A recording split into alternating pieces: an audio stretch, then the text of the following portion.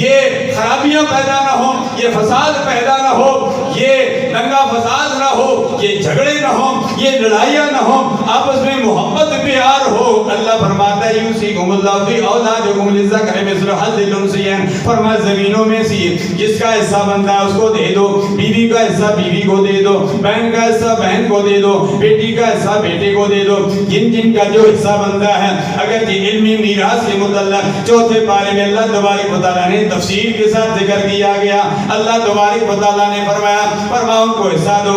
ابراہیم خلیل اللہ بھی اپنی اولاد کو وصیت کرتے ہیں، اے میری اولاد ووصى بها ابراہیم بنیہ ویعقوب یا بنی ان اللہ اصطفى لكم الدین فلا تموتن الا وانتم مسلمون۔